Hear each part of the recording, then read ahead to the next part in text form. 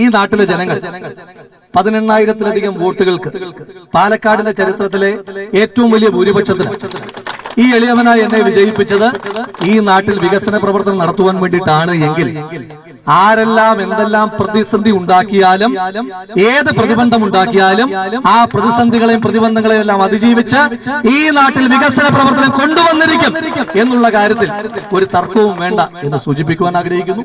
പിന്നെ ജനാധിപത്യത്തിൽ പ്രതിഷേധങ്ങളൊക്കെ വളരെ സ്വാഭാവികമാണ്. ഞാൻ യുവജന സെക്രട്ടറിയുടെ അധ്യക്ഷനായിരുന്ന ഒരാളാണ്.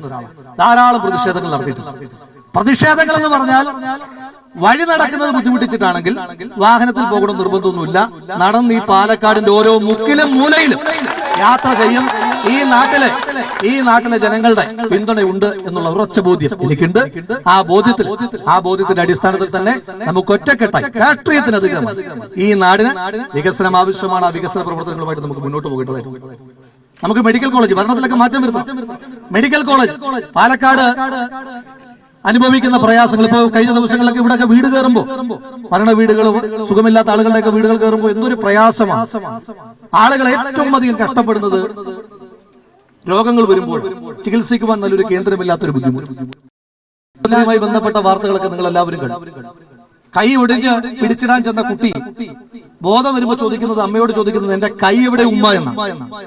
ആ കുഞ്ഞിന്റെ കൈ അറുത്തു മുറിച്ചു മാറ്റുന്ന തരത്തിലേക്ക് ആരോഗ്യ മേഖലയിലെ കഴിവില്ലായ്മകളും അതുപോലെ തന്നെ വീഴ്ചകളും സംഭവിക്കുമ്പോൾ നമ്മുടെ നാട്ടിലെ ഓരോ സാധാരണക്കാരനും ഒരു രോഗം വന്നാൽ മരണത്തിലേക്ക് തള്ളിവിടുന്ന സാഹചര്യങ്ങൾ ഇവിടെ ഉള്ളപ്പോ ഇവിടെ ഒരു മെഡിക്കൽ കോളേജ്, നമ്മുടെ പാലക്കാട്ടെ മനുഷ്യന്മാരുടെ ജീവൻ രക്ഷിക്കുവാൻ മെഡിക്കൽ കോളേജ് അത്യാധുനികമായ സൗകര്യങ്ങളോടുകൂടി തന്നെ പ്രവർത്തിക്കേണ്ട ഒരു കാലം.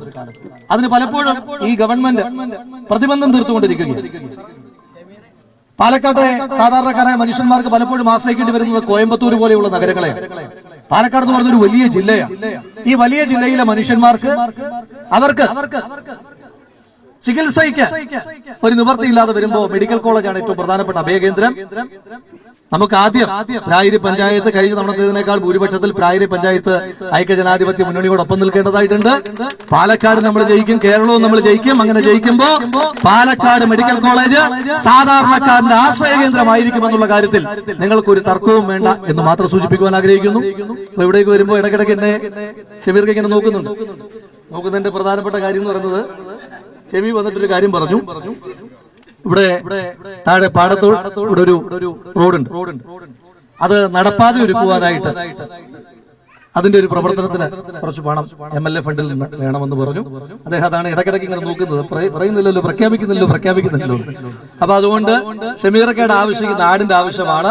10 ലക്ഷം രൂപ ആ റോഡ് നവീകരിക്കുവാൻ വേണ്ടിയിട്ട് MLA ഫണ്ടിൽ നിന്ന് നമ്മൾ ചെലവഴിച്ച് ആ റോഡ് സഞ്ചാരയോഗ്യമാക്കും എന്ന് മാത്രം സൂചിപ്പിക്കുന്നു.